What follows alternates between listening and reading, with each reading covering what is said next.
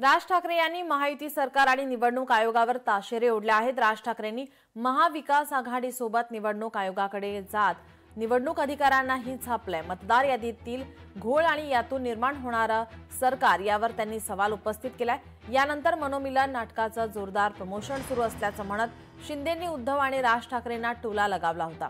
आता त्यालाच संजय राऊत यांनी प्रत्युत्तर दिलंय।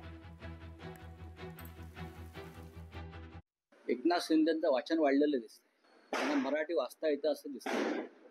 त्यांना जाऊन माझा प्रश्न विचारा आत्ता लगेच, भाऊबंद नाटकाचे लेखक कोण आहेत?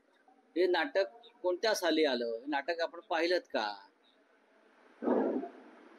इतिहास काळामधली भाऊबंदी नष्ट झाल्यावरती या राज्यात शिवशाही अवतरली। कृष्णाजी प्रभाकर खाडीलकर हे त्या नाटकाचे लेखक आणि त्यांनी भाऊबंदीच्या माध्यमातून एक चित्र महाराष्ट्राला दाखवलं की भाऊबंदी आहे तोपर्यंत राज्य आपलं होणार, एकत्र आलं पाहिजे मराठी लोकांनी, देशातल्या लोकांनी। तेव्हा भाऊबंदीचा जो संदेश आहे तो संदेश बिंद्यानं अस्वस्थ करतोय। संजय राऊत म्हणतात की शिवसेना भवन हे ऐक्याचं प्रतीक आहे।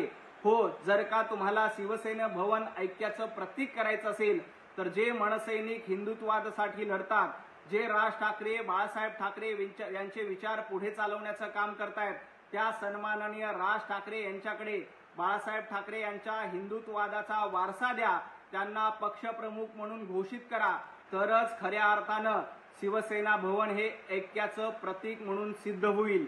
20 वर्षानंतर मनसैनिक शिवसेना भवनामध्ये आले। 20 वर्षापूर्वी तुम्ही राज ठाकरे यांना बाजूला केलं होतं, आता 20 वर्षानंतर तुम्हाला ती संधी आली आहे। राज ठाकरे यांच्याकडे पक्षप्रमुख पद द्या आणि भाऊबंदकी कायमची मिटवा। संजय राऊत, तुमच्यात हिम्मत असेल तर ही संधी आदरणीय उद्धवजी ठाकरे यांना देखील सांगा आणि राज ठाकरे यांच्याकडे पक्षप्रमुख पद देऊन टाका। लोकशाही मराठी ऐका, पहा, जागरूक रहा।